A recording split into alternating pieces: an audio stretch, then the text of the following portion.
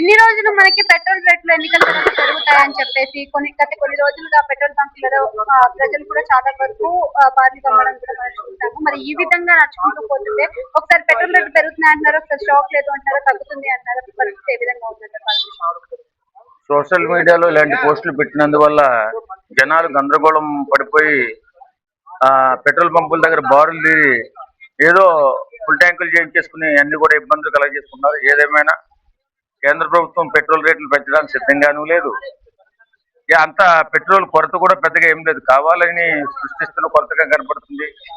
ఈ సోషల్ మీడియాలో వచ్చినటువంటి వాటి వల్ల జనాలు ఇబ్బంది పడుతున్నారు. పెట్రోల్ కొరత పెద్దగా ఏం లేదండి, ఒక అరగంట పావు గంట లేట్ అవుతుంది. ఎందుకంటే ఇలాంటి సోషల్ మీడియాలో చేస్తున్నటువంటి దుష్ప్రచారం వల్ల ఇలాంటి గందరగోళం జరుగుతుంది తప్ప పెట్రోల్ బాగానే ఉంది. పెట్రోల్ రేట్లు పెరిగే అవకాశం లేదు, కేంద్ర ప్రభుత్వం ప్రకటించలేదు పెట్రోల్ రేట్లు పెంచుతామని.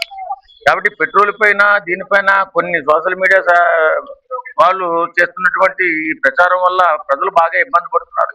ఇలాంటి ఇబ్బంది పడవలసిన అవసరం లేదు, పెట్రోల్ అంతా అధికంగానే మన దేశానికి ఉంది. ఓకే సార్, అట్లాగే వైసీపీ వాళ్ళు మరీ ఘోరంగా ఒక ఎడ్ల బండి మీద ఒక ఆటోని ఎక్కించి మరీ ఘోరంగా అంత చేయడం అవసరం అంటారు. ఇప్పుడు రాజకీయ కోసం చాలా ఎత్తులు గందరగోళాలు చేస్తుంటారు ప్రత్యర్థి పార్టీలు. రాజకీయంగా గెలవాలంటే నిజాయితీగా ఉండాలి. పశువుకి విలువ ఇవ్వడం కూడా తెలియని వాళ్ళు వీళ్ళు రాజకీయ నాయకుల అని విమర్శలు చేస్తున్నారు. నిజమే, వైసీపీ నాయకులు ఈ మధ్యకాలం చేస్తున్నటువంటి ఇలాంటి కార్యక్రమాల వల్ల పార్టీ చాలా దిగజారిపోతుంది.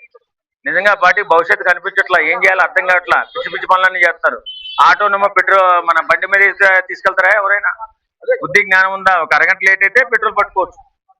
కాబట్టి వీళ్ళు చేసినటువంటి వింత పోకడల వల్ల ఇంకా గందరగోళం అవుతుంది. నిజంగానే పెట్రోల్ లేదేమో.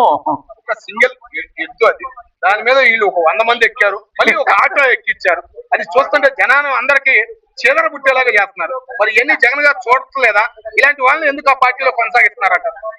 తప్పదండి, ఒక పార్టీ అన్న తర్వాత మంచోడు ఉంటాడు, చెడ్డోడు ఉంటాడు, ఇలాంటి ఎత్తులేసే వాళ్ళు ఉంటారు, నక్క చిత్తుల వాళ్ళు ఉంటారు, చండాలంగా మాట్లాడే వాళ్ళు ఉంటారు. ఆ పార్టీలో ఎక్కువ మంది ఉన్న వాళ్ళు మాత్రం వైఎస్ఆర్సీపీ పార్టీలో ఇలాంటి వాళ్ళు ఎక్కువ ఉంటారు. ఎందుకంటే గందరగోళం చేసేవాళ్ళు, గడిబిడి చేసేవాళ్ళు, నరుకుతామనేవాళ్ళు, కోస్తామనేవాళ్ళు, వీళ్ళంతకీ ఎక్కువైపోయారు వాళ్ళు బ్యాచ్. ఈ గలీజ్ బ్యాచ్ ఎక్కువైపోయింది వైసీపీలో. కాబట్టి వాళ్ళు ఏం చేస్తుంటారంటే ఏవో వింత చేష్టలు, వెకిలి చేష్టలు, వెర్రి నవ్వులు నవ్వుతూ ఉంటారు. అవి ప్రజలు పట్టించుకోకపోయినా కొంచెం ఆశాస్పదంగా ఉంటది. జరుగుతున్నటువంటి అభివృద్ధి మీద మాట్లాడాలి తప్ప ఇలాంటి చిల్లర పనులు చేస్తే వాళ్ళకి మైలేజ్ ఏమొస్తుందండి. ఓకే సార్, అట్లాగే చంద్రబాబు నాయుడు గారు లోకేష్ గారు గూగుల్ నేను తెచ్చా గొడ్డలతో జగన్ గారు వచ్చారంటున్నారు. జగన్ గారిని గొడ్డల పార్టీ అని కూడా అంటున్నారు. ఏం సార్ ఈ గొడ్డల గురించి, ఎందుకు ఈ గొడ్డల పేరు ఎందుకు వచ్చింది? అంటే బాబాయిని గొడ్డలతో వేసేసారు కాబట్టి గొడ్డల పార్టీ అంటున్నారు.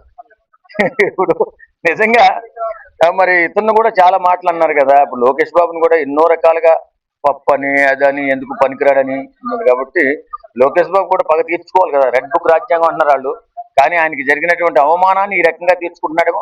ఏదేమైనా నిజమే, వాస్తవం కూడా అదే కదా. బాబాయిని గొడ్డలతో వేసేశారు, ఆ గొడ్డల పార్టీ అని చెప్పి. నిజమే, అభివృద్ధిని ఎక్కడ ఆలోచించిందండి? 5 సంవత్సరాలు కూడా సంక్షేమాన్ని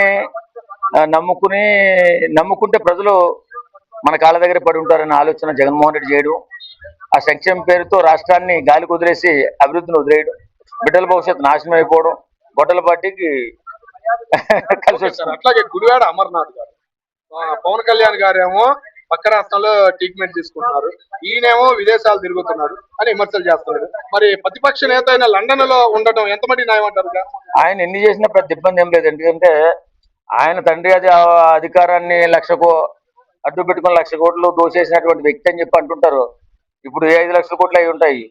తిరగనే ఎంజాయ్ చేయని, తప్పే ఉంది అంతే.